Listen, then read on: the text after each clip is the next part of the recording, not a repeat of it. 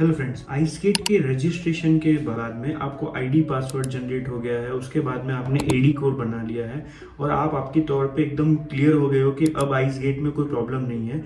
और उसके बावजूद भी आपका जो शिपमेंट है वो 1 दिन 2 दिन या 3 दिन व्हाट्सएवर डिले होता है और प्रॉब्लम ये सामने आती है कि उसमें जीएसटी नंबर जो है वो इंटीग्रेटेड नहीं है, अपडेटेड नहीं है। आपको जीएसटी अपडेट करना पड़ेगा। ऐसे में बहुत सिंपल सा प्रोसेस है, वैसे तो हम फॉलो कर सकते हैं, मैं आपको अभी स्क्रीन पे बताऊंगा।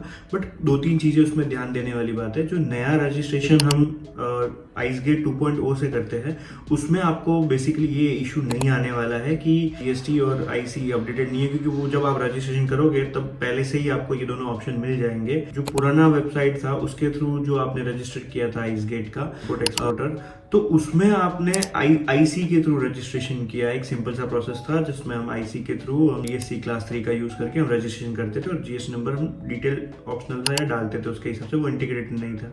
या आपने अभी आईसी लिया है, दोनों में प्रॉब्लम हो सकता है। तो उस केस में आपको अभी कैसे उसको इंटीग्रेट करना है, एक सिंपल सा प्रोसेस है, वो आपको इंटीग्रेटेड करना है। एक चीज यहाँ पे स्पेशली आपको ये ध्यान रखना है, मैं स्टार्टिंग से बोलता आया हूँ कि जब भी आप कस्टम के रिगार्डिंग या एक्सपोर्ट के रिगार्डिंग, इंपोर्ट के रिगार्डिंग कोई भी डॉक्यूमेंटेशन करते हैं, ये आपको स्पेशली ध्यान रखना है। आप किसी पर्सन से, किसी प्रोफेशनल से कराते हैं या किसी सीए से कराते हो, तो आपको ये ध्यान रखना है कि जो आपने जीएसटी में mobile number, mail ID use किया है, जो आपने आईसी में मेल आईडी यूज किया है, वो एज इट इज सेम होना चाहिए। और कस्टम के लिए भी आपको वही ईमेल आईडी और मोबाइल नंबर रखना है। इन केस अगर वो चेंजेस है तो पहले आपको ये श्योरिटी हो जानी चाहिए कि मोबाइल नंबर आपने जो तीनों वेबसाइट है, कस्टम वाला अपना आइसगेट हो गया, आईसी वेबसाइट हो गया डीजीएफटी वाला, और तीसरा आपका जीएसटी पोर्टल, इन तीनों पोर्टल पे आपका मोबाइल नंबर, मेल आईडी जो है वो प्रॉब्लम नहीं आएगी अगर आपने तीनों में सेम रखा है। और नहीं तो पहले सेम रख के फिर आपको ये प्रोसेस करना है।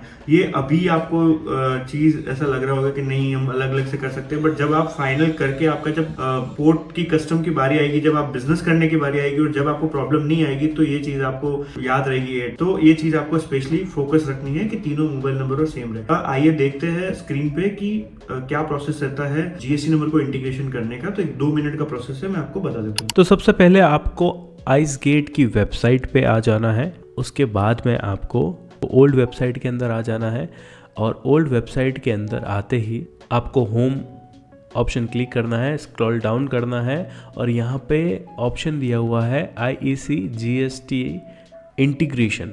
इसके ऊपर आपको क्लिक करना है। को यहाँ पे जीएसटी नंबर और कैप्चा कोड डाल के सबमिट कर देना है।